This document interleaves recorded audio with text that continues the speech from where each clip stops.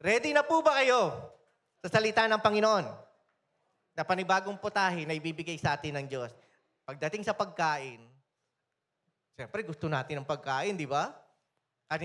Kahapon nga pala ay ina-appreciate namin ang lahat ng mga nakasama naming tumulong, nagtrabaho dito. Nagkaroon po tayo ng general cleaning.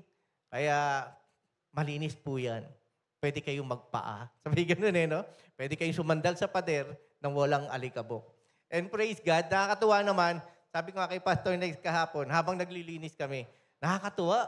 Parang nakikita ko yung parang naririnig ko yung kantang, napakaligaya at kahanga-hanga sa ating pangmasid, di ba? Ang nagkakaisa, laging sama-sama, hindi ko na alam ang lyric.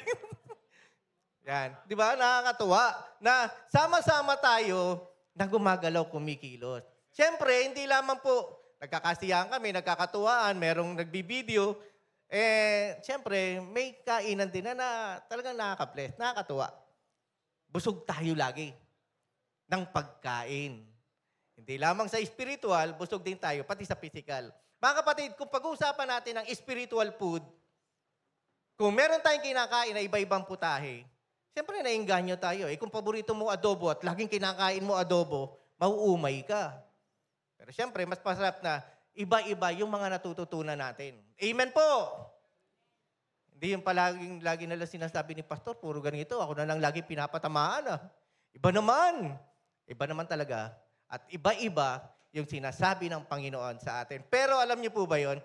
Iba-iba yung mga mensahe na ating natatanggap, pero iisang linya lang ang pinapatunguhan, yung katotohanan. Amen?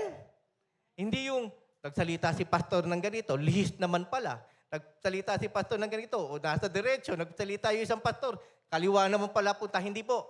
Makikita niyo po na ang direksyon patungo doon sa tama. Kaya po kami, I praise God kasi hindi po kami natatakot na ibahagi sa inyo yung katotohanan. Kahit masakit. Kahit na may nagsasabi na sa amin na, yan, di ba? Kahit na may nagsasabi na sa amin na, Pastor, ako pinapatamaan mo, ako lagi ang di ba? Alam niyo po, masakit matanggap yung katotohanan, pero pag ikaw ay tinatamaan, kapatid, magpaayos tayo sa Panginoon. Amen po ba? Kapag narinig nyo ang salita ng Panginoon at nasaktan kayo, huwag niyong isipin na tinitira kayo, pinapatamaan kayo ng pastor. Nasaktan kayo kasi nangyayari sa inyo yan ngayon. Nakuha niyo ibig sabihin. At dahil nangyayari sa inyo yung sitwasyon na yun, ang salita ng Panginoon, natamaan ka, masakit talaga. Ano bang talim o kutsilyo na kapag ikaw inasugatan, ang cute niya, nadudugo na yung aking di ba? Yung kahapon, naglilinis kami, yung mga iba, ang hirap na ginagawa kasi kung makikita nyo yung mga tables na halos nagmamantsa-mantsa na, nilinis yan. Ang di lang talaga mapaputi yung mga chairs na itim. Talagang nalinis na lahat no? Pero yung itim, paputiin mo yan para talagang malinis na malinis. Hindi mapaputi kasi maitim na talaga di ba? Pero alam mo yun, yung pagod, may sakit minsan. Umaga, naglilinis ako. Nung hapon, naramdaman ko na medyo pagod na ako. Ano po ibig ko sabihin? Sa mga natututunan natin, meron kang pinagdaraanan, lumalakas ka, tumatatag ka dapat. Meron kang pagpipigil sa sarili kung ano yung natutunan mo, kung ano yung narinig mo na salita ng Panginoon, i-apply po natin sa buhay natin. Hindi yung narinig mo ngayon ang salita ng Panginoon, Pastor, sa katabi ko yan. Minsan may nagsabing mag-asawa Narinig nung asawa yung yung asawang babae yung salita ng Panginoon. Sayang, hindi ko kasama yung mister ko. Sa kanya talaga yung salita ng Panginoon Huwag ka magturo. Kasi yung narinig mo salita ng Panginoon, sa'yo yun. Bakit hindi umatin yung mister mo? Baka mamaya hindi nakikita sa buhay mo yung mga natutunan mo sa salita ng Panginoon. So bago po tayo magbasa ng salita ng Panginoon, sasabihin ko na po sa inyo yung topic natin. Po.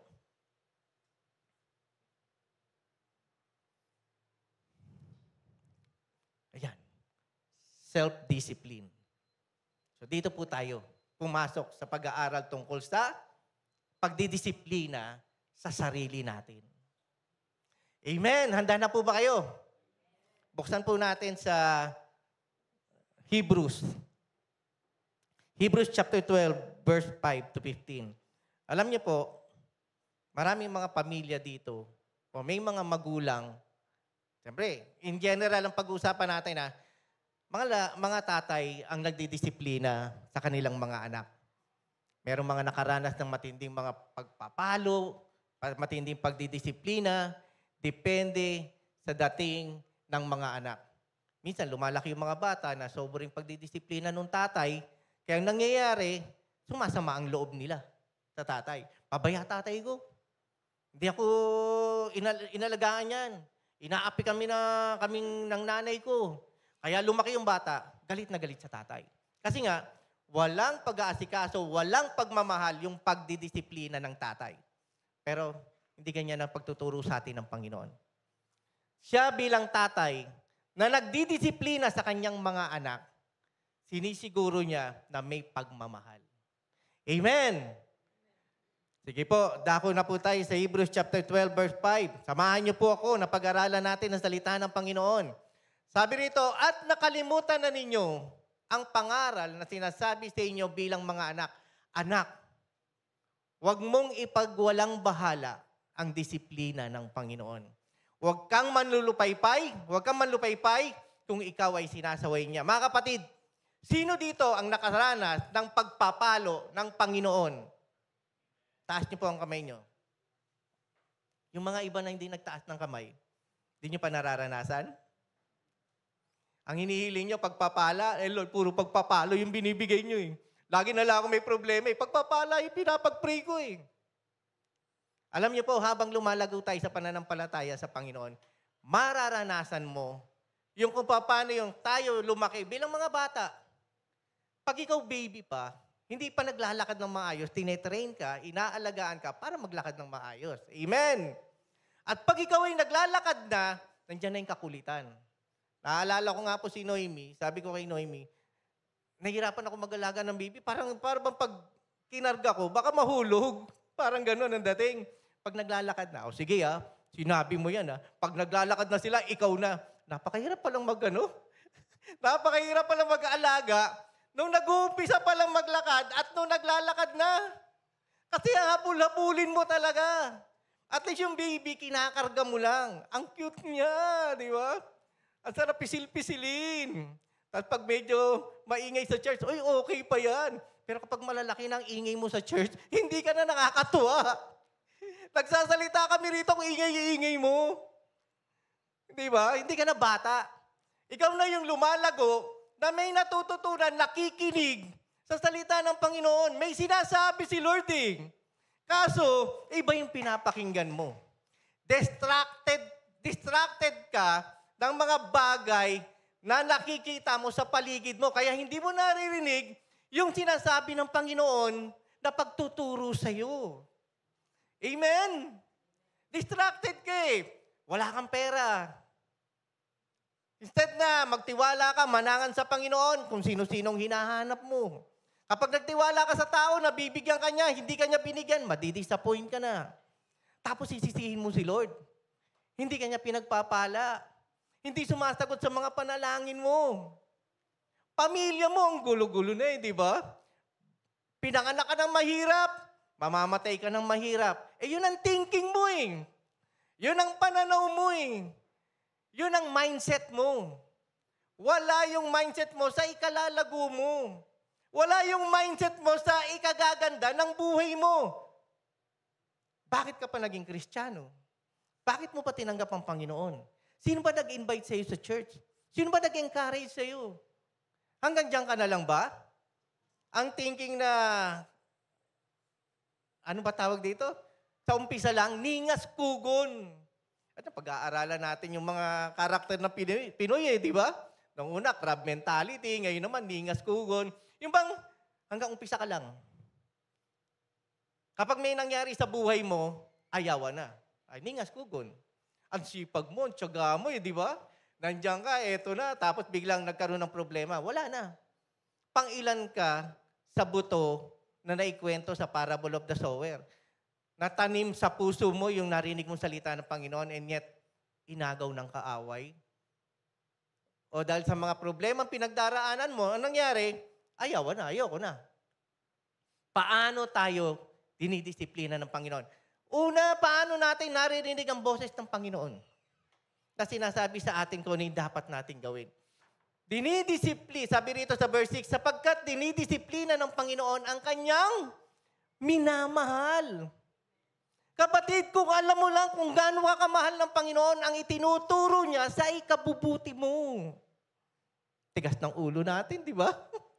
Nakita ka na ng bata ang tigas ng ulo. Minsan, alam ko na-experience din ng mga magulang to, binila mo ng candy eh. Binigyan mo ng pagkain yung bata eh. Kasi gusto niya. Di nung kinuha niya, kain siya, sarap. Di ba yung mga magulang pag nag-e-enjoy yung mga bata, masaya tayo? Tapos biglang hihingi ka, no? Pengi na iso. Biglang ginano, tinago. Ayaw ka bigyan. Parang gusto mo sabihin na, alam mo ba, anak ako bumili niyan? Pwede kitang bigyan ng isang box niyan. Pero ayaw eh, kasi bata nga eh. Alam mo yon, pinagpala ka ng Panginoon, may sinagot na panalangin sa'yo, tapos magdadamot ka kay Lord pag sinasabihan ka niya na, anak, nabigay na yung pagpapala sa'yo, anong gagawin mo? Ala, kung saan-saan nagpupunta. Di ba? Meron nga kami kasama talaga. Ito, true story eh. Kasi ako ano ko talaga eh. Nalaman ko yung kwento eh. Nanalangin siya. Sabi niya, Lord, I pray na kapag ako napagpala niyo ng malaking pera, maglilingkod ako sa inyo, tutulong ako sa mga nangangailangan. Nakatanggap ng pera eh. Ako, alam ko, 100,000, pero sabi ni Noemi, parang hindi 100,000, pero basta malaking pera. Alam niyo kung saan siya napunta? Naging active siya sa SM. Kasi nga, super busy na nagpupunta ng mall. Pasensya na po, pastor, at hindi ako maka-attend. Gagala-gala na. Nag-business siya, nag-ano siya ng tindahan. And yet, dahil sa yung pagpapala o yung ginawa ng Panginoon sa kanya, parang nabaliwala, bumagsak siya. Nalugi yung business, nagkasakit siya. Hindi ko na po alam kung nagpapatuloy siya sa pananampalataya. Ang tanong, ganito, may ginagawa ang Lord sa iyo. Ano ang response mo doon? Amen! Sapagkat dinidisiplina ng Panginoon ang kanyang minamahal. Sino pang mahal ng Panginoon dito? Sino nakakadama na talagang mahal na mahal siya ng Lord? Sino nakakaranas dito na sa panahon na ikaw ay nanlulupaypay na, niyayakap ka ng Diyos? Wow! Paano ba yung yakap ng Panginoon? Lord, ang sarap. Ano ba talaga yung yakap ng Panginoon? Alam mo yung totoong pagmamahal ng Panginoon? Yung panahon na gulong-gulo ka, may kapayapaan ka. Nakakatulog ka ng maimbing, di ba? Wala kang problema, parang isipin wala kang problema, naghihilig ka pa habang natutulog. Sabi nga ni Noemi sa akin, eto, ang bilis makatulog, pag humiga lang sa kama, tulog na, naghihilig na eh. Pero matindi talaga problema namin. Bago ako matulog, umiiyak ako, matindi problema. Pero nung nakatulog na ako, parang wala lang. Bakit? Kasi pag matutulog ako, alam ko, na bahala ang Lord sa akin. Ano man ang nangyayari sa akin, bahala ang Lord sa akin. Umiiyak man ako ng balde-balde, bahala ang Panginoon. Kaya kahit may pinagdaraanan ka, alam mo na merong Diyos na aalalay sa iyo at nagtuturo sa iyo ng tama.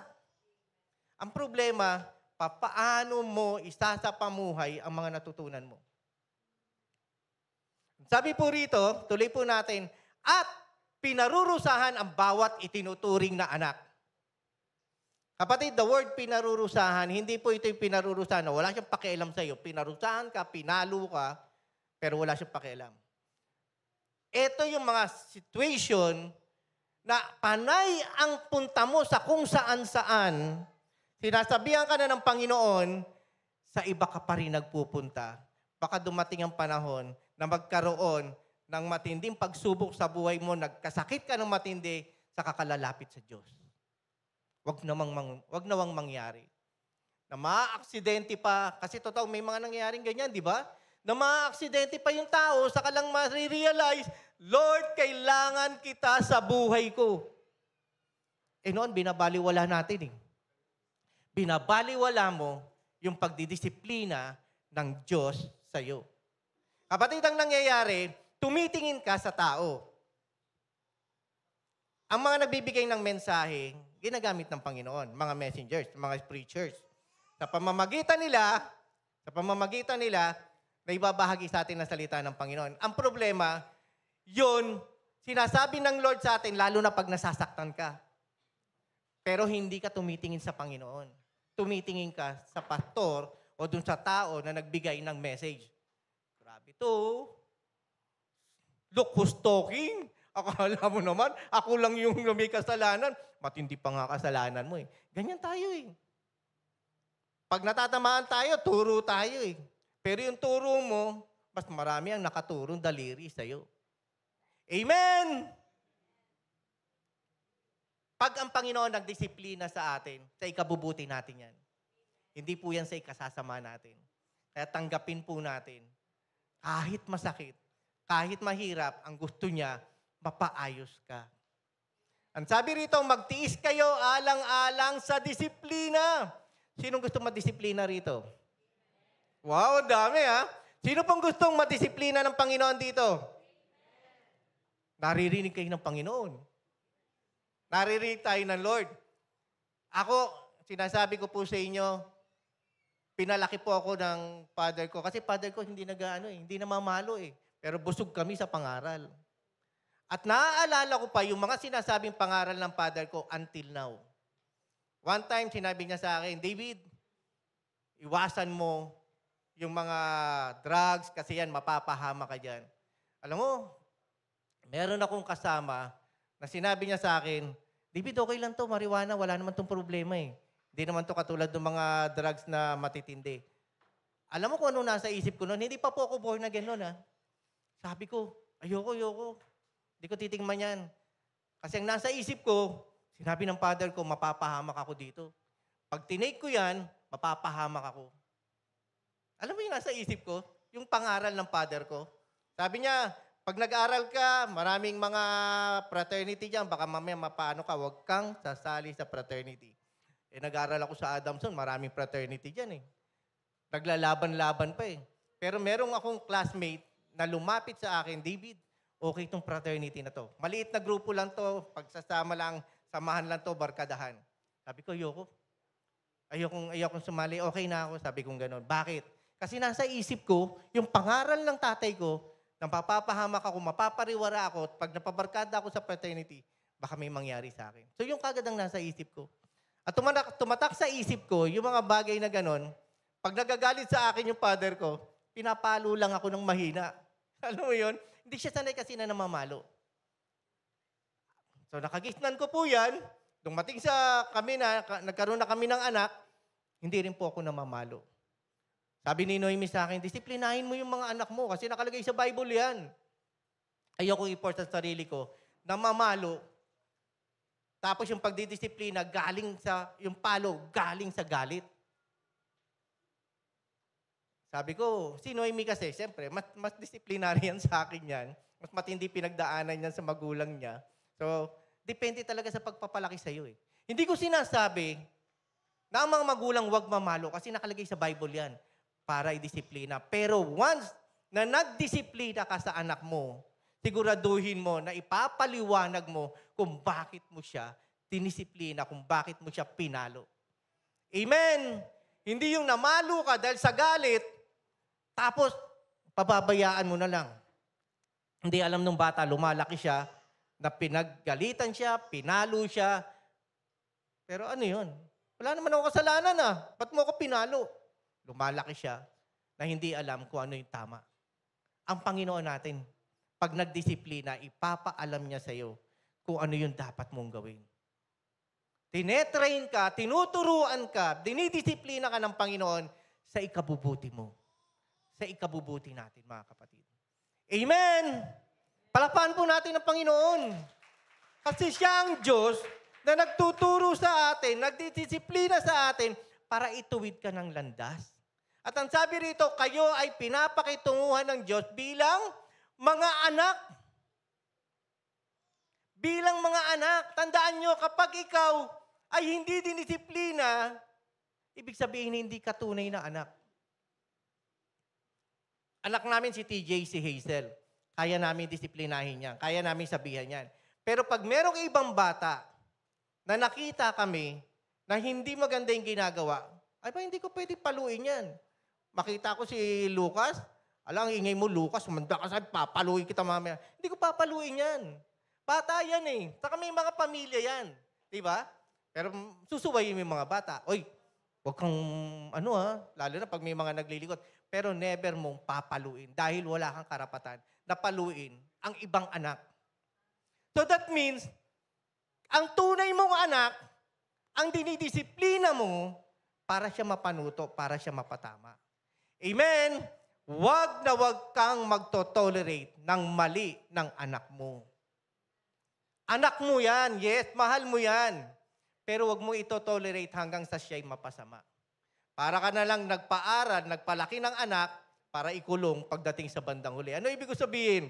Di ba minsan ganyan, sige, itolerate mo. Ay, nagtatantrums nagwawala sa mall. Nagngangawa sa floor. Di ba may mga batang ganyan? Ay, paglaki niyan, hindi na sumusunod sa magulang. May mga bata na ginagano ng ang mga magulang niya, sinusuntok sa mukha, di ba? Uy, okay yan. Tuwan-tuwa pa yung mga magulang eh. Ang sakit ng sama mo, ang cute mo O lumalaki na binubugbog ka na ng anak mo. Kasi nga, hindi na ayos, hindi na busog doon sa pangaral at sa pagdidisiplina. Pero mga kapatid, tinuturo sa atin ng Panginoon kung paano ang dapat nating gawin. Ang sabi rito, kayo ay pinapakitunguhan ng Diyos bilang mga anak, sapagkat anong anak ang hindi dinidisiplina ng Ama? Kung yung mga magulang, mga kapatid, yung totoong magulang mo, ayaw kang bigyan ng pagkain na ahas o kung ano man mapapasama sa'yo, lason, bibigay niya sa'yo yung best hanggat kaya niya. How much more ang ating Ama na nasa langit? Hindi kanya pababayaan. Mga kapatid, alam niya. Diba sabi nga, ang gahiblan ng buhok mo, ang bilang ng buhok mo, alam niya. Lahat ng nangyayari sa iyo, alam ng Panginoon. Hindi mo pa ipinapanalangin, alam na niya ang iyong pangangailangan. Hindi ka pa pumupunta sa lugar na yon, alam niya na mapapahama ka. Kaya nga, beforehand, bago pa lang pumunta doon, pinapakita na ng Lord sa iyo na huwag kang dumaan dyan. Kasi mapapahama ka, kapatid, mapapariwara ka. Okay. Nagkamali ka, nagkasala ka, pero tinutuwid tayo ng Panginoon para dumaan sa tama. Pumunta doon sa kung ano yung layunin niya para sa atin. Kung anong ginagawa ng Panginoon para sa atin. Kadalasan, nagkakaroon tayo ng mga false na paniniwala. False humility. Ayoko na. Kasi, nagkasala ako. Hindi na, iba na lang, sa iba na lang. False humility, nagpapakumbaba ka, hindi ko kaya. Mahina ako, sila na lang, siya na lang mag-lead. Sasabihin sa iyo ng Panginoon, anak, ito gawin mo. Hindi po, Lord, hindi ko kaya. Sila na lang po magsalita. Akala mo lang okay yun, nagpapakumbaba ka, hindi totoo yan. Pakana ng kaaway, na dinadown ka, yung self-esteem mo, yung personality mo na sinasabi ng Lord, na binigyan niya tayo ng kapangyarihan. Amen. Binigyan niya tayo ng kapangyarihan, hindi ng kaduwagan. Basahin po natin sa 2 Timothy chapter 1, verse 7. 2 Timothy chapter 1, verse 7.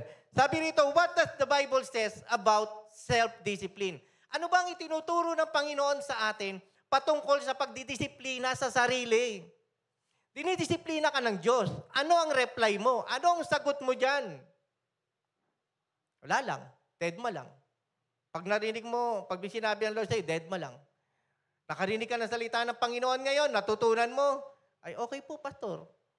Opo, narinig ko, maganda naman yung message mo. Pumunta ka sa labas, umuwi ka, wala.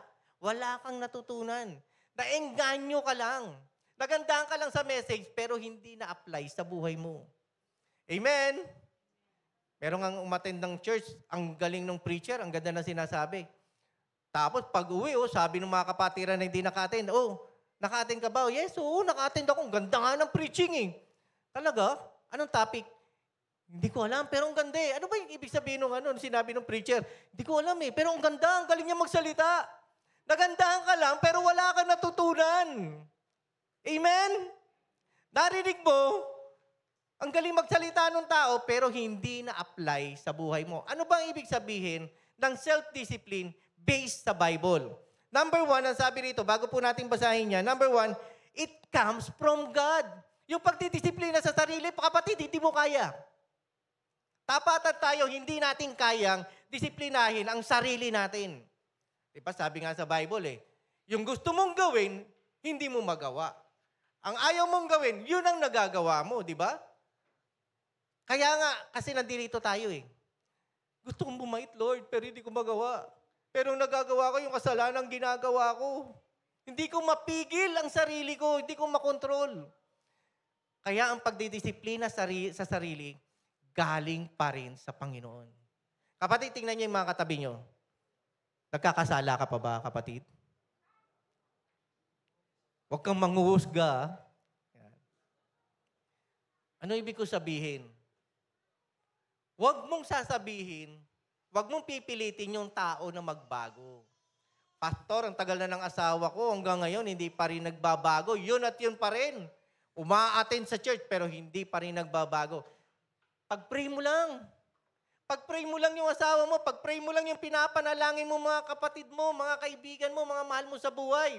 Ang Lord ang magbabago sa kanila. Amen! Hindi mo pwede sabihin na yung asawa ko hanggang ngayon ganito pa rin.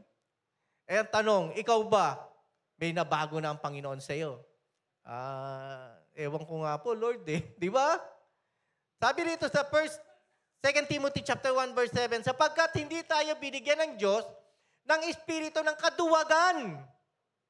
Sino mga takot dito? Ako, minado ako, natatakot din ako Pero dahil sa kahinaan mo, dahil sa takot mong yan, pinapakita ng Panginoon ang kanyang kapangyarihan. Kaya pag sinabi mong, ay hindi, kaya ko yan, malakas ako dyan, sarili mo yan.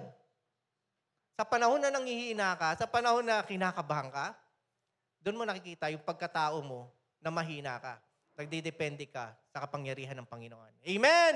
Palakpakan po natin ang Panginoon. Kaya okay lang kabahan. Pero, na-overcome yan ang pananampalataya mo sa Lord. Pero yung kinakabahan ka na, hanggang sa matulog ka na, hindi ko na alam, Lord, kung anong gagawin ko. Natatakot na ako, Lord, dadaan ako dyan. Ang dilim, Lord.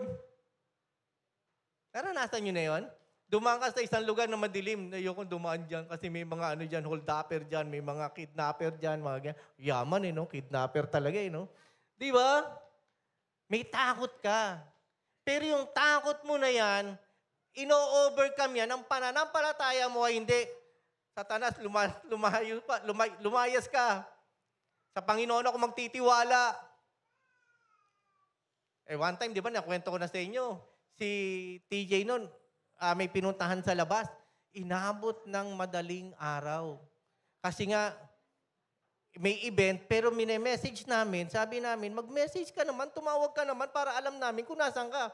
E di syempre, medyo nag-aalala ang magulang, di ba?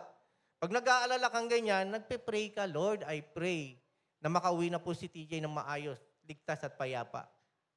Magugulat ka na lang, mamaya-maya, nandyan na. After 5 minutes, dumating na. Siyempre, ang magulang, medyo nag-alala, ano nangyari? Hindi ko naman pinagaling. Ano nangyari? Bakit hindi ka man lang tumawag, hindi ka man lang nag-message? Ganyan. Daddy, kasi ayokong ilabas yung cellphone ko Nasa alanganin akong lugar, baka mamaya may mang-snatch. Pero kapag may time ka na makapag-message, message mo man lang kahit palihim para hindi kami nag-aalala. Amen! Pero yung panalangin may magagawa. Sapagkat hindi tayo binigyan ng espiritu ng kaduwagan, kundi ng espiritu ng kapangyarihan. Pinapalakas ka, pinapatatag ka, dahil alam mo na yung galaw ng Panginoon sa'yo, mas makapangyarihan kaysa sa galaw ng kaaway. Espiritu ng kapangyarihan. Mga bagay na imposible sa tao, nababago ng Panginoon, na dadivert yan, doon sa tamang mindset na may gagawin ng Lord sa iyo. So, depende sa mindset yan. Kung ang isipan mo, ganun ka na talaga. Hindi ka na mababago. Pero kung ang isipan mo, mababago ka, maaayos ka, sa tulong ng Panginoon, mababago ka. Kaya walang imposible sa Panginoon. Walang imposible sa Panginoon sa mga taong sinusupil ang kanyang sarili. Ano ibig sabihin ng sinusupil? Pinipigilan mo ang sarili mo na magkamali, magkasala. Pero kung parang burara ka na, parang bahala ka na sa sarili mo, wala. Madadatnan mo na lang ang buhay mo na pariwara na. Sa bandang huli, marirealize mo, nagkamali ako, Lord. Hindi ko nasunod ang kalooban mo. Pero ang tinuturo ng Panginoon sa atin, pagdidisiplina, pagsusupil sa sarili natin. Pansinin nyo, isa sa mga resulta ng kapabayaan natin, kaya tayo nagkakasakit. Dahil sa kinakain din natin. Kung ano yung kinakain mo, yun ka magiging. Kung ano yung ginagawa mo, yun din naman, ganun eh. Ganun ang mangyayari sa'yo. Naalala ko si Pastora Lalen, di ba? Kahit marami na tamaan dun sa message niya, patungkol dun sa pagkain. Di ba? Huwag mo kainin kapag bawal. Ouch. Di ba? Puro ka ouch eh. Ako din, nag-ouch din talaga nun, di ba? Kasi kung ano yung ginagawa mo na nun, ang resulta niyan, ang outcome niyan, yun na. Kung maganda yung ginagawa mo, sinusupil mo ang sarili mo, inaayos mo ang buhay mo, mapapabuti ang kalagayan mo. Bakit? Sapagkat sumusunod ka sa pagdidisiplina ng Panginoon sa buhay mo. Espiritu ng kapangyarihan, pag-ibig at pagpipigil sa sarili. Mga kapatid, ang mga atleta, nagte-training yan. Alam niyo po yung Olympics. Ang Olympics, ginagawa yan tuwing every 4 years. Ang China, ang mga Chinese, na mga sumasali, lumalahok sa Olympics, halimbawa, athlete sila o gymnast. Pagkatapos ng Olympic, every 4 years, pagkatapos ng Olympic, kinabukasan, nagte-train na uli sila. Grabe, no? 4 na taon na kanilang bubunuin. Pero tinetrain nilang sarili nila sa 4 na taon para pagdating doon sa laban, malakas sila. Kaya nga, ang daming medals din na nakukuha nila, di ba? At mga ibang bansa. USA, ganyan sila mag-train. Ang mga sumo wrestlers, hindi nila makukuha yung ganong kalaking katawan ng ganun-ganun lang parang 2 taon, 3 taon. Bata pa lang, tinetrain na sila ng magulang nila na maging ganun ang katawan nila. Kaya paglaki nila, mga sumo wrestlers na silang lalaki ng katawan. Ano ibig ko sabihin dito mga kapatid? Sa umpisa pa lang, na may inaayos ang Lord sa atin, nung time na tinanggap natin ang Panginoon sa buhay natin, nararanasan natin yung ginagawa ng Lord sa buhay natin. Huwag kang manghinawa. Huwag kang mapagod. Kasi yung training na ginagawa mo, may kahihinat ng maganda. Amen! Natututo ka. Lumalaki ang muscles mo. Di ba yung nakaano nga sa picture natin? Yung exercise na ginagawa mo, hindi kagad malaki ang katawan mo, di ba? Minsan gumaganyan-ganyan ka, yung pala, payat pala yung katawan mo, di ba? Siyempre gaganyan ka lang, gaganon ka lang kapag malaki-laki na yung katawan mo. Pero hindi mo makukuha agad yan sa sandaling unti-unting napapalakas yung pananampalataya mo. Ako nga, nung nabasa ko yung sa Bible yung sinabi si Philip ba nagsabi, Lord, increase our faith. Lord, dagdagan mo pa ang aming pananampalataya. Bakit? Kasi nga, hindi kontento, hindi sapat na tinanggap mo lang siya. Habang lumalago ka sa pananampalataya, marami kang pagsubok na pinagdaraanan, doon ka napapatatag. Amen! Sinong may gusto ng problema dito? Sinong gustong lumago sa pananampalataya? Sa pamamagitan ng mga pagsubok na pinagdaraanan mo, doon ka lalago sa pananampalataya. Amen! Ang sabi rito, kung ang pagdidisiplina ng ginagawa sa lahat ng anak ay hindi gagawin sa inyo. Hindi kayo tunay na mga anak, kundi kayo yung mga anak sa labas. Ito yung topic natin kanina sa Hebrews. Number 2, ano ba sinasabi ng Bible patungkol sa self-discipline? Mamaya na po natin ituloy yan. Number 2, it is a learning process. It is a learning process.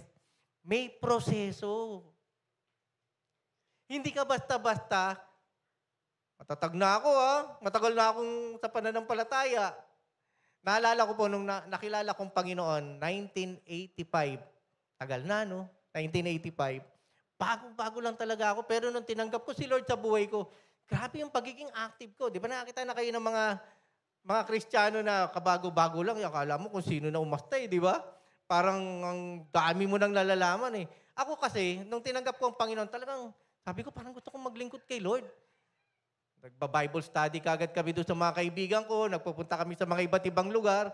Sabi na iba sa akin, akala ko matagal ka ng born again, akala ko matagal ka ng Kristiyano. Hindi, kailan lang ako. Parang ayabang ko, kailan lang ako. Pero gusto ko talaga i-share salita ng Panginoon. Pero marami na sa akin, grabe naman to, kala mo naman kung sino. Para bang alam na niya lahat. Hanggang sa natutunan ko, hindi pala ganun dapat. Na para bang wala kang pakialam sa sarili mo. Di ba? Para bang matanong ako eh. Kasi nga gusto ko lumago sa kaalaman ko. Nagtatanong ako sa mga leaders ko, paano ba to? Ano ba ito? Ba't ganito si Jesus Christ? Ano ba sinabi niya? Ano ba ibig sabihin dito? Gusto kong lumago sa pananampalataya.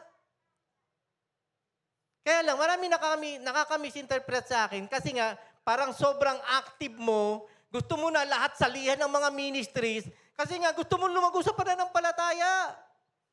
Ako lahat ng nasalihan ko eh. Hanggang sa to the point na kinorek na ako ng Panginoon, okay yan. Kaya lang, i-check mo, baka mamaya, may mga na-open na, merong mga hindi nagugustuhan sa karakter mo. O nga, Lord, no? Hanggang sa itinuro sa akin ng Panginoon na hinay-hinay, dahan-dahan. Nag-share ka ng Word of God, sasabihin mo, pag hindi mo tinanggap ang Panginoon, mapupunta ka ng impyerno. Di ba? Huwag naman masyadong harsh. Unti-unti, na pinapaalam mo, mga kapatid, mahal na mahal ka ng Panginoon. Yung ginawa ng Panginoon sa buhay mo, sa krus ng Kalbaryo, para ka maligtas. Amen? Tinuturo mo na kagad impyerno eh. Wow. Ako lang mapupunta na impyerno, ikaw hindi. Galing mo Amen? Father ni Noemi, ganun din eh. Medyo agresibo. Yung kapitbahay namin, na naikukwento ko sa inyo, sila, Katoliko, deboto. Late lang kami umuwi ng bahay, nauna yung father ni Noemi. Sabi namin, pwede po bang dyan na muna yung father ni Noemi sa inyo? Kasi late kami makakarating ng bahay. Okay. Diyan ang ginawa ng father ni Noemi, sinera niya yung pamilya ng kapatid ko.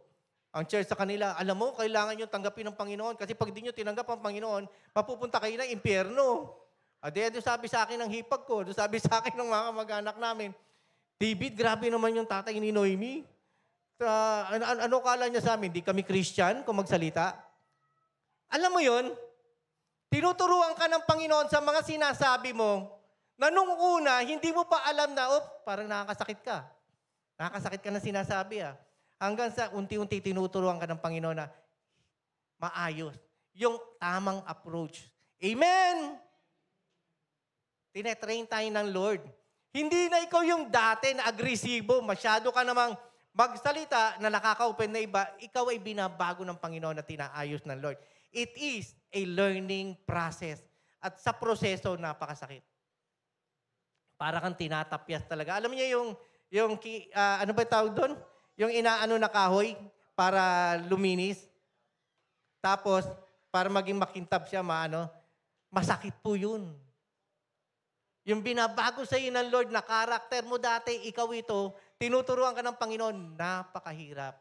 Pero walang imposible sa Panginoon. Amen! Buksan po natin sa 1 Corinthians chapter 9, verse 24 to 27. Tandaan po natin na hindi agad-agad, abrupt, yung pagbabago ng mga tao. Kaya huwag mong sabihin na itong katabi ko hanggang ngayon, ganyan pa rin siya Wala pa rin pinagbago sa ugali niya. Kapatid, hindi ka pwede mag-judge. Kasi inaayos din sila. Inaayos tayo ng Panginoon. Alam nyo, ang mga kalahok sa paligsahan ay tumatakbong lahat. Sino po yung nakakalam ng yung sa marathon o sa track and fields? Di ba kapag sumali ka, papalista ka. At dapat, pag sumali ka sa paligsahan, kaya mong gawin. Papalista po ako, sasali po ako sa track and fields. Ang suot mo, pantalon, naka-jacket, tapos ang bigat-bigat ng dala mo. Siyempre, kapag sa takbuhan, meron kang focus. Gusto mong ikaw ang mauna, ikaw ang manalo. Amen. Di po ba, Tatay Ruben? Bakit ka sasali? Ay, hindi, wala po. Sasali lang po ako, katuwaan lang. Alam mo kung ano yung gagawin mo.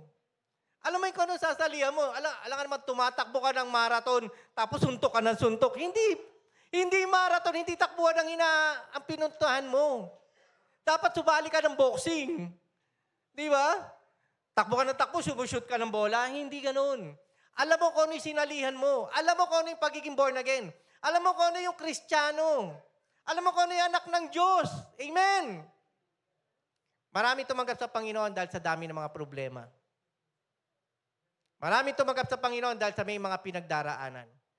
Pero after that, na nakilala mo ang Panginoon, may nabago ba sa buhay natin? May inayos ba ang Panginoon? Alam nyo, ang mga kalahok sa paligsahan ay tumatakbong lahat. Lahat po tayo tumatakbo. Whether hindi ka mabilis tumakbo, pero sa spiritual, tumatakbo tayong lahat. Isipin nyo, lahat tayo tumatakbo. Ngunit iisa lamang ang nagkakamit ng gantimpala. Sino sa atin ang magkakamit ng gantimpala? Sa takbuhan, isa lang ang nananalo. Merong second place, merong third place. Pero sa buhay espiritual, hindi importante kung sino ang nauna sa atin. Ang importante, natapos mo ang paligsahan. Napagtagumpayan mo ang pagtakbo mo sa buhay Kristiyano mo. Amen. Sabi ko nga noon, tumakbo ka dito, ito yung starting line, yun ang finish line, nandito ka na eh. Nandito ka na, hirap ka na, umayaw ka pa. Di ba, ayoko na. Ayoko na, Lord. Ayoko na. Nahihirapan na ako, hindi ko na kaya. Hindi mo alam, konting step na lang, doon ka na eh. Nasa finish line, pero yung pagpipigil mo sa sarili mo, hindi mo kaya. Kasi hirap ka na pagod ka na. Umayaw ka pa. So, ang sabi rito, ang importante, natapos mo ang finish line. At makikita mo ang Panginoon na nasa harapan mo, anak, nagtagumpay ka, pumasok ka sa aking kaharian. Amen? Makikita mo yung kamay ng Panginoon kahit dapang-dapa ka na. Kahit may pinagdaraanan ka, makikita mo, anak, tuloy mo lang ang laban. Huwag kang susuko. Nandito ako, hinihintay kita. Tatapatin ko kayo, siyempre, may edad na ako. Nakakaranas ako ng, alam mo yun, malapit na yung dapit hapon. Totoo. Malakas pa naman ako, hindi pa naman ako pero alam mo yun, iba yung bata ka eh. Iba yung teenager ka, mga teenagers dyan, mga youth yung strength nyo, bigay nyo sa Panginoon. Huwag niyong sayangin yung strength nyo sa mga bagay dito sa mundo. Ibigay nyo sa Panginoon hanggat bata kayo. Kasi hindi kayo magiging bata habang buhay. Pinag-uusapan nga namin, nasa 25 ka na, nasa 26 ka na, ayaw mo pang umalis sa youth eh. Oy, pwede ka na sa young pro, ayoko dito ako sa youth. Bakit? Kasi na-enjoy ko yung youth eh, na-enjoy ko yung mga barkada ko eh. Pero kapatid, kahit na ano pang edad mo, dadaan ka pa rin dyan. 30 ka na eh, di ba? Tapos 35 ka na eh. Ang buhay mo. Okay lang na ine-enjoy mo yung youth na lumalago ka sa pananampalataya. Kasi habang buhay naman, youth pa rin tayo sa Panginoon eh. Ang ibig kong sabihin, baka yung pananampalataya mo, hindi ka na lumalago, diyan ka na lang. Biruin mo, nag-graduate na, nagtrabaho na, nagkaapo na yung mga kasama mo sa youth, nasa youth ka pa rin. Ayoko, dito ako, hindi ako alis dito, grabe. Yung mga kabatch mo, dating baby, hanggang ngayon nandiyan ka pa rin sa youth. Guys, naintindihan niyo ba yung sinabi ko? Base yan sa pananampalataya mo sa Lord. Huwag mong hayaan na ganyan ka na lang. Lumalago tayo sa pananampalataya sa Panginoon. Nabanggit ko nga sa isang kapatiran kahapon, nakwento ko sa kanya, alam mo, na-blessed ako sa sinabi mo, ha? Totoo, na kapag ikaw ay nai-involve sa ministry, lumalago ka sa pananampalataya. Kasi kapag uma-attend ka lang, at hinahanap mo lagi yung upuan mo pag Sunday, bakit may nakaupo dyan? Akin yan! Di ba? Hanggang dyan ka na lang. Ayaw mo iwanan, kulang na nga lang, yung kinaupuan mo, dalhin mo dun sa bahay. Para pagdating dito sa church, yan pa rin ang upuan mo. Kapatid, nalinis na namin lahat yan. Huwag mong lagyan ng signature mo yan. Kahit saan ka umupo dyan, parte ka ng body of Christ. Parte ka ng JCM family. Amen! Palakpakan po natin ang Panginoon. Ituloy ko lang yung sinasabi ko. Habang lumalagpas ka na ng 50, nararanasan ko na talaga, malapit na. Di ba? Totoo naman. Yung buhay mo, kung alam mong magdadapit hapon na, sasayangin mo pa ba ang buhay mo? Siyempre, magpabago ka na. Kung hindi ka pa nagpapabago hanggang ngayon, hindi ka na youth. Gayut ka na. Hindi ka na youth. Lumalago ka na sa faith mo, matured ka na dapat. Amen? Yung dati mong ginagawang bata, hindi ka na isip bata. Subukan mong makakita ng 60 years old, ang ginagawa, larong bata. Siyempre hindi, nagmamature ka na. Nagmamature na tayo. Hindi ko ibig sabihin na, mga kapatid, iba yung sinasabi sa Bible na maging katulad tayo ng mga bata. Diba? Childlike, inosente, sa kasalanan. Walang ginagawa kundi nakapokus sa Panginoon. Huwag childish. Amen! Ibang childlike sa childish. Ang childish, nagbabata-bataan. Baka mamaya, mapagkamalang ka pang ganyan. Diba? Iba na yung takbo ng buhay mo. Dapat lumalago ka sa pananampalataya. Yung hindi mo masupil nun, nasusupil mo na ngayon. Yung binabago ng Lord sa'yo, hanggang ngayon, hindi na dapat ganun. Iba na yung inaayos ng Lord sa'yo. Kasi nga, nababago na yung karakter mo. Malaki na yung mga muscles mo. Di ba? Ang laki ng muscles mo. Ang payat mo. Ang laki ng tiyan mo, di ba? Pastor, pinag-ingatan ko to. Ilang taon ko itong pinaghirapan. Itong tiyan na to, di ba? Maging matibay, matatag ka sa pananampalataya mo. Amen? Palakpan po natin ang Panginoon. Nakakatawa minsan, pero sa totoo, yun ang talagang nangyayari sa buhay natin. Kaya't pagbutihin nyo ang pagtakbo upang kamtan nyo ang gantimpala. Sino gustong tumakbo dito pero wala kang reward na makukuha sa heaven? Siyempre, ayaw natin, di ba? Gusto natin pagdating natin doon, kasama natin ang Panginoon. At the same time, parang icing on the cake, doon sa napanalunan mo, yung reward. Ako, pag nababasa ko ngayon sa Psalms, sinasabi doon na, sabi ni King David, okay lang sa akin, Lord, kahit nasa gate lang ako ng inyong kaharian, basta kasama ko kayo. Kaysa naman nasa impyerno ka, di ba, na hindi mo kasama ang Panginoon. So how much more kung napagtagumpayan mo yung mga pagsubok na pinagdaraanan at ibibigay sa iyo yung reward ng Lord. Nakaka-bless, di ba? Nakaka-bless po dahil yung pinagpaguran mo, may reward ka. Nahahantayin. Next verse. Sabi po rito, lahat ng manglalarong nagsasanay ay may disiplina sa lahat ng bagay. Willing po ba tayong disiplinahin ang sarili natin? Willing po ba tayong magpabago sa Diyos? At sabi rito, dinidisiplina sa lahat ng bagay upang makamit ng isang gantimpalang panandalian lamang. Totoo naman yung mga sumasali sa marathon, track and fields, o kung anong sports, pag nakuha na nila yung reward nila, champion kami!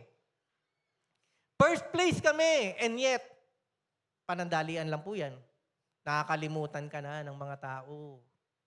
Hindi na maaalala yan. Yung mga naging bayani, yung mga iba nakalimutan na eh. Yung mga ginawa nilang kabutihan. Yung ginawa mo para sa mga tao, nakalimutan na yun. Pero ang hinihintay natin, ngunit ang gantimpalang hinahangad natin, ay panghabang panahon. Amen!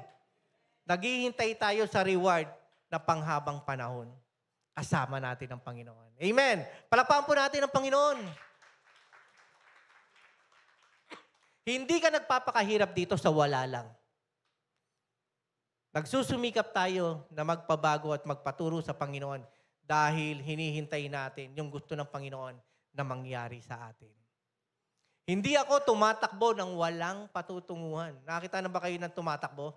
Tapos makita mo, patakbo ka ng takbo. Hindi ko alam. Saan ka pupunta? Ewan ko rin. Takbo lang ako ng takbo. Di ba? Wala lang. Tumakbo ka lang. Hindi mo alam kung saan yung finish line. Nagpunta ka sa isang lugar, hindi mo alam. Buti lang yung mga naliligaw, may pupuntahan, naligaw ka lang. Pero yung pupunta ka, halimbawa nagpunta ka sa Cavite, galing ka ng Olongapo, ba't ka nasa Cavite? Hindi ko nga po alam, ba't ako napunta ng Cavite? Lutang! Di ba? Ba't ka nandyan? Pupunta ka ng Paranaque sa amin, napunta ka ng Cavite, hindi ko nga po alam, ba't ako napunta ng Cavite? Hindi ako nagtanong kila pastor kung saan yung bahay nila. Napunta ako ng Cavite. Ibig sabihin, ang pinatutunguhan mo, alam mo. Amen. Yung ginagawa mo ngayon, alam mo. Kaya nga, kung ikaw ay nagdadalawang isip, kapatid, na-open ka, nasaktan ka, ayoko na, sa iba na ako atin ng church, hindi mo alam ang pinatutunguhan mo. Amen. Yung nag-iisip ka na lang, dahil kasi nga, nasaktan ka, dunala ko sa iba, kahit saan ka magpuntang church, may experience mo pa rin yung mga pinagdaraanan natin dito. Sabi ng iba, medyo mahirap lang. Ang hirap dito, matindi dito. Kahit saan ka magpunta, matindi pa rin ang pagdaraanan mo. Bakit? Kasi nandun ka eh. Pumunta ka doon eh. Hindi ba? Walang perfecto church. Ikaw hindi ka perfect. Kaya yung pinunta mong church, hindi na rin perfect kasi nandun ka eh.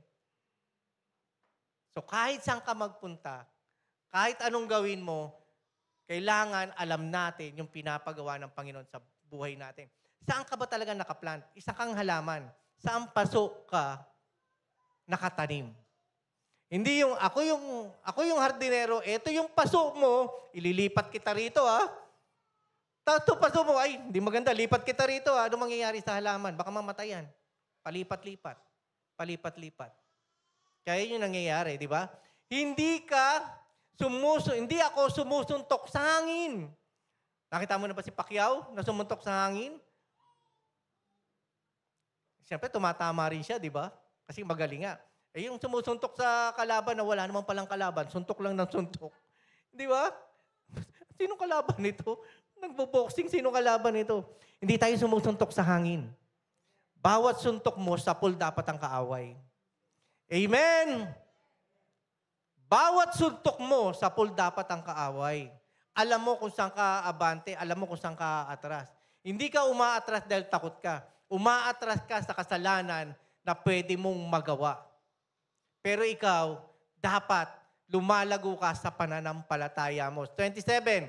Subalit sinasanay ko at sinusupil ang aking katawan. Self-control, self-discipline. Yung sarili mo, gusto mo pa talang magbago? O ganyan ka na lang? Tinuturuan ka ng Panginoon, tapos, ay, hingi naman ako ng sorry, pastor eh. Nagkasala ako, mamaya hingi ako ng sorry. Paulit. Sinusupil mo na. Meron ka ng control, meron ka ng disiplina sa sarili mo upang sa gayoy, hindi ako maalis sa paligsahang pagkatapos kong mangaral sa iba. Kapatid, yung natutunan mo, ibahagi mo sa iba. Ito ay pagtuturo na dinadaan sa'yo, ibahagi mo sa iba. Nagiging channel tayo ng salita ng Panginoon para maibahagi sa iba at matutunan din nila. Huwag kang sakim na yung natutunan mo, hindi mo ipinapasa sa iba. Meron nga po kaming office mate eh. Yung mga natututunan niya, hindi niya tinuturo sa amin. Mag-aral kang mag-isa mo. Kailangan kung ano yung trabaho mo, pag-aralan mo yan. Kaya nung umalis sa opisina, yung mga naiwan, hirap. Kasi hindi mo na ipasa yung natutunan mo sa iba. Hindi tayo dapat maging sakim. Kung ano yung natutunan mo, ibahagi mo sa iba. Kung paano ka natuto, kung paano ka sinabihan ng Panginoon, yun din ang ibahagi mo sa iba. Ang sabi po rito, Proverbs 10:17. Pasadahan ko na lang po yung mga ibang verses. Proverbs 10:17. Ang nakikinig sa payo ay nasa daan ng buhay. Ngunit ang ayaw sumunod ay tungo sa pagkaligaw. Merong mga daan na akala mo tama. Pero pagdating sa bandang huli, may dead end pala. Mapapahama ka. Akala mo tama. Akala ko ito yung tama. Yung pala pagdating sa dulo, dead end. O di balik ka uli. Mag-uumpisa ka na naman sa uli. Sa umpisa. Sabi rito, ang nakikinig sa payo ay nasa daan ng buhay. Ngunit ang ayaw sumunod ay tungo sa pagkaligaw. Sinong magulang dito? Ang gusto ang anak suwail. Siyempre ayaw natin, di ba? Tinuturuan natin ang mga anak natin para mapabuti ang kanilang buhay. Next verse, Proverbs 3:11-12. Proverbs chapter 3, verse 11-12. Aking anak, ang saway ni Yahweh ay huwag mong mamaliitin. Ang saway, no? Ang saway ni Yahweh, huwag mong mamaliitin. At ang kanyang pagtutuwid ay huwag mong itakwil. So pag tinutuwid ka ng Panginoon, magpakorek tayo. Pagkat lahat ng mahal niya'y itinatama ng daan. At tulad ng anak na minamahal, sinasaway ng magulang. Amen. So kapag naranasan mo, nabasa mo sa Bible, napakinggan mo ngayon na may pagtuturo ang Lord sa iyo, magpabago po tayo. Huwag po nating baliwalain. Di ba may mga anak na pag pinagsabihan mo, pasok dito sa isang tenga, labas sa kabilang tenga, wala lang, deadma lang. Hindi natuto. Next verse, Job chapter 5, verse 17-18. Kilala naman po natin si Job, di ba? Matindi pinagdaanan niya, nawala yung mga anak niya, nawala yung mga ari-arian niya. Pero isa sa mga chapters sa Job, ito ang sinabi, mapalad ang taong dinidisiplina ng Diyos na makapangyarihan. Sinong dinidisiplina ng Panginoon dito? So, mapalad tayo na natututunan natin yung pagdidisiplina ng Panginoon. Ang pagtutuwid niya sa iyo ay huwag mong ipagdamdam. Huwag kang magtampo. Darating yung time, marirealize mo yan. Ako, marami po akong naaalaala na kinukwento sa akin ng father ko. Wala na siya ngayon, pero until now, buhay na buhay sa akin. Nung una, nag-ano ko eh. Nagtatanong ako eh, wala naman akong gagawin masama. Pati hindi ako pinayagan ng magulang ko. Yung pala, nung magulang na ako, doon ko na-realize na ganun din pala ang sasabihin ko sa mga anak ko. Bakit? Kasi nga, ayaw kong mapariwara din sila. Meron nga mga magulang eh, nagtuturo sa anak eh. Anak, mag-aaral ka. Huwag mo akong gayahin. Hindi ako nakapagtapos ng pag-aaral. Mag-aaral ka, magtapos ka. At yan sasabihin ng mga anak, hindi ka nga nakapagtapos eh. Tapos sabihin mo ako, sa umpisa, ganun ang mga ano mo yan. Dami mong tanong, pero marirealize mo, ganun ka rin pagdating ng panahon pag ikaw ay nagkaanak, nagkapamilya. Anak, pagbutihin mo pag-aaral mo. Para sa kabutihan mo yan. Amen? Huwag mo ipagdaramdam pag ikaw ay dinidisiplina ng Panginoon. Next verse. Deuteronomy, verse 18 muna pala. Ituloy natin. Ginagamot niya, pakitaas po, ginagamot niya ang kanyang nasugatan. Pinapagaling niya ang kanyang nasaktan. Kung pasakit man yung pagdidisiplina ng Panginoon, siya pa rin ang maghihilom ng sakit na naranasan mo. Dahil sa pagmamahal ng Diyos. Amen? Dami nagbabagsakan, bumagsak dito, bumagsak doon. Baka mamaya may bumagsak na tao sa upuan, ha? Sabi rito, next verse. Deuteronomy chapter 8, verse 5-6. Deuteronomy chapter 8, verse 5-6. Sino po ang gustong-gusto ng magpadisiplina sa Panginoon? Huwag po tayong matakot. Kasi pag ang Lord nagpadisiplina, para sa kabutihan po natin yan. Itanim nyo sa inyong isipan na kayo'y dinidisiplina ni Yahweh, na inyong Diyos, gaya ng pagdidisiplina ng isang ama sa kanyang anak. Lagi mong itanim yan. Hindi mo man maintindihan ngayon, pero pag nakatanim sa puso mo yan at sa isipan mo yan, sa ikabubuti po natin. Kaya matakot kayo sa Kanya at sundin ang Kanyang mga utos. Fear God. Hindi po ito yung fear na, ay, takot ako kay Lord, natatakot ako para siyang multo. Hindi. Yung takot na ayaw mo magkasala. Kasi alam mo, pag nagkasala ka, masasaktan mo ang Panginoon. Amen? Ayaw mo masaktan siya. Bakit? Kasi mahal mo rin ang Panginoon. At mahal na mahal tayo ng Panginoon. Kaya ako, yung mga pangaral sa akin ng magulang ko, ayokong mapamali ako eh. Kasi natatakot ako na masaktan ko yung tatay ko dahil hindi ko siya nasunod. Verse 7, sapagkat kayo'y dadalhin niya sa isang mainam na lupain. Lupaing sagana sa tubig, maraming batis at bukal na umaagos sa mga burol at mga kapatagan. Yan yung pagpapala.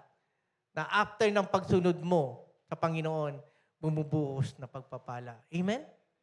Sino pong gusto ng pagpalain ng Panginoon dito? Sumunod tayo sa kalooban ng Lord. Amen po ba?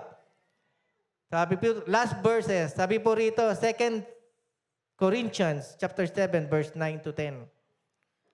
2 Corinthians chapter 7, verse 9 to 10.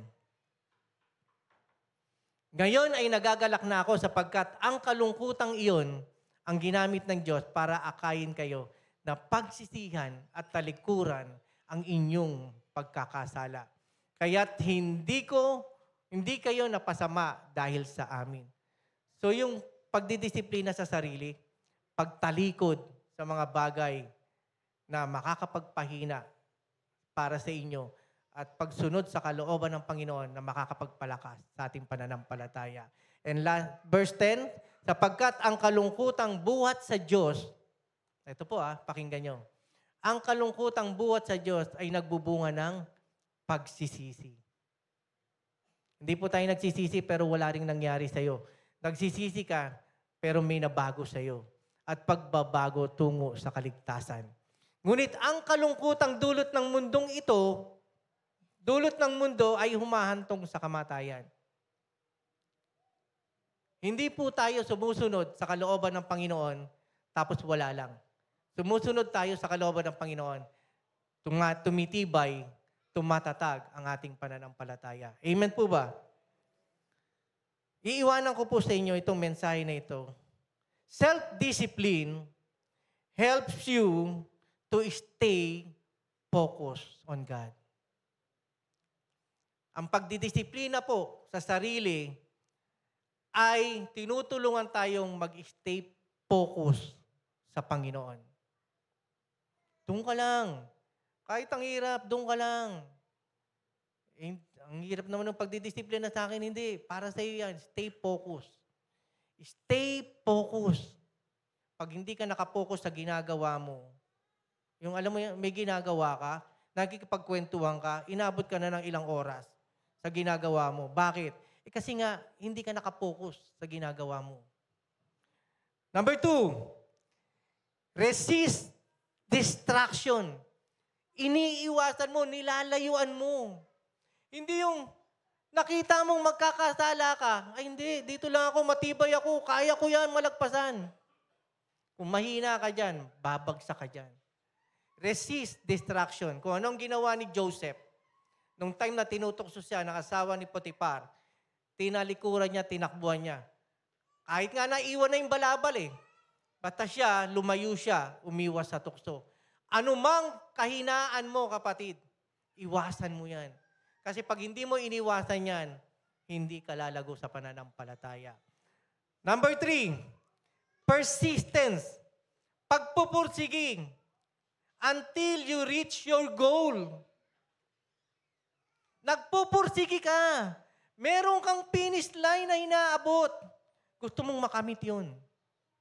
Amen po? Hindi mababaliwala lahat ng pagtuturo ng Panginoon sa atin. Kung hindi tayo naka-stay focused, hindi natin nire-resist yung mga distractions and yung persistence natin to reach our goal. Ano bang goal ng Panginoon sa atin? Lahat tayo makasama niya sa kanyang kaharian. Amen po ba? Pwede pong magsitayo tayong lahat. Praise God. Mga kapatid, sa oras pong ito, pumikit po tayong lahat.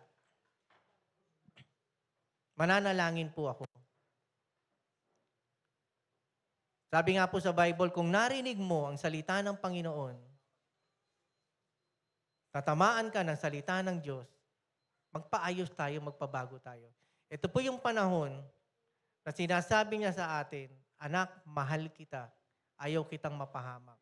Kung sino man po sa atin ang wala pang personal na relasyon sa Diyos, hindi mo pa nararanasan yung personal na makasama ang Panginoon, tanggapin siya sa kanyang buhay. Ito na po yung panahon na lumapit tayo sa Kanya, tanggapin natin si Lord Jesus Christ bilang Panginoon at tagapagligtas ng ating buhay. Itaas po natin ang ating mga kamay, tanda ng pagsuko sa Panginoon. Kung ikaw ito, kapatid, sumunod ka sa aking panalangin. Yung panalangin mo ang pinakamahalaga sa lahat sapagkat ito ang naririnig ng Panginoon na lumalapit ka sa Kanya at pinagsisisihan mo ang iyong mga kasalanan. Panginoong Diyos, na makapangyarihan sa lahat, nagpapasalamat po ako sa mga salita na aking narinig. Lord, kailangan ko pong magpabago sa inyo. Kung ano man ang itinuturo nyo sa akin, tinatalikuran ko ang lahat ng mga kasalanan ko, Panginoon, at gusto kong magpabago sa inyo. Panginoong Jesucristo, salamat po. Dahil sa pagmamahal niyo sa akin, ibinigay niyo ang inyong buhay. Kayo ay napako sa krus ng Kalbaryo, namatay para sa aking mga kasalanan.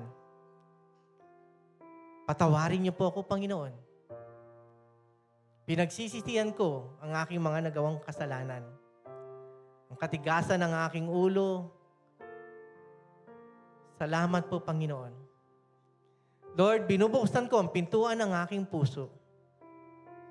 Pumasok po kayo sa aking buhay. Panginoong Jesucristo, tinatanggap ko kayo bilang aking Panginoon at tagapagligtas. Manahan po kayo sa akin at maghari. Salamat po sa kapatawaran sa aking mga kasalanan, sa kagalingan sa aking mga karamdaman, at sa buhay na walang hanggan.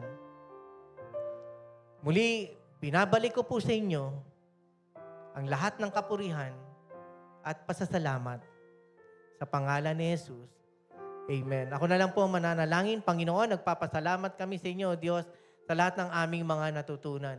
Lord, I pray, Lord God, na katulad ng isang halaman, ito'y sisibol, lalago at lalaki at magbubunga ng napakarami. Dalangin ko po, Panginoon, na saliksikin nyo ang aming puso't isipan. Kung meron kayong nakikita na hindi karapat-dapat sa amin, Panginoon, dalangin ko, Lord God, na matanggap namin ang mga salita nyo na merong ikababago ng aming pagkatao. Karakter na gusto nyong mabago sa aming buhay. Salamat po, Panginoon, sa kalakasan. Di nyo kami binigyan ng espiritu ng karuwagan. Binigyan nyo kami ng espiritu ng katatagan, kalakasan, kapangyarihan, at pagpipigil sa sarili. Pag-ibig, Panginoon. Salamat po. Ito po ang aming dalangin sa pangalan ni Jesus. Amen.